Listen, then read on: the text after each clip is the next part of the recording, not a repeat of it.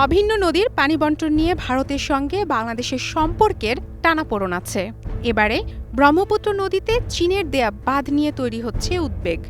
দেশটির সরকার তিব্বতের ইয়ারলুপ সাংপো নদীতে বিশ্বের বৃহত্তম জলবিদ্যুৎ কেন্দ্র তৈরির জন্য বাঁধ নির্মাণ শুরু করেছে। এই নদীটি বাংলাদেশে প্রবেশ করেছে যমুনা নামে। চীনের তৈরি বাঁধের ফলে ক্ষতিগ্রস্ত হতে পারে একেবারে ভাটিতে থাকা বাংলাদেশ। শনিবার জলবিদ্যুৎ কেন্দ্র প্রকল্পের উদ্বোধন করেন দেশটির প্রধানমন্ত্রী লি কিয়াং।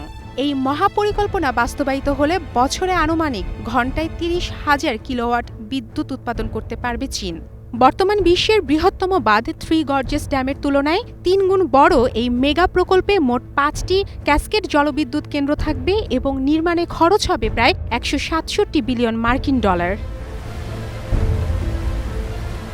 এই প্রকল্প নিয়ে উদ্বেগে আছে ভারতও। কারণ ইয়ারলুং সাংপো নদী দেশটিতে শিয়ং ও ব্রহ্মপুত্র নামে প্রবাহিত হয়েছে।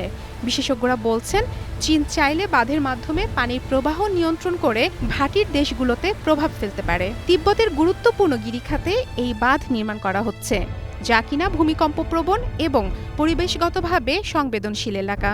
হঠাৎ পানি ছেড়ে দিলে ভাটির অঞ্চলে ভয়াবহ বন্যার আশঙ্কা রয়েছে। ভারতের অরুণাচল প্রদেশের মুখ্যমন্ত্রী একে জলবোমা বলে আখ্যা দিয়েছেন। এর প্রভাবে হঠাৎ বন্যায় ক্ষতিগ্রস্ত হতে পারে বাংলাদেশও। স্থানীয় তিব্বতীদের জীবিকা এবং সংস্কৃতির উপর এই বাঁধ সরাসরি হুমকি সৃষ্টি করছে। এর আগে বাঁধ নির্মাণে প্রতিবাদ জানালে আটক করা হয় শত শত তিব্বতীকে। তখন চীনা সরকারের বিরুদ্ধে আন্দোলন দমন, জোরপূর্বক উচ্ছেদ এবং মানবাধিকার লঙ্ঘনের অভিযোগ ওঠে।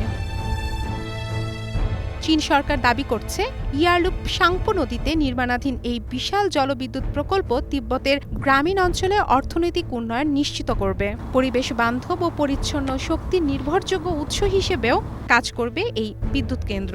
তাদের ভাষ্য অনুযায়ী এই প্রকল্পের মাধ্যমে কার্বন নির্গমন হ্রাস পাবে এবং স্থানীয় জনগণের কর্মসংস্থানেরও সুযোগ তৈরি হবে।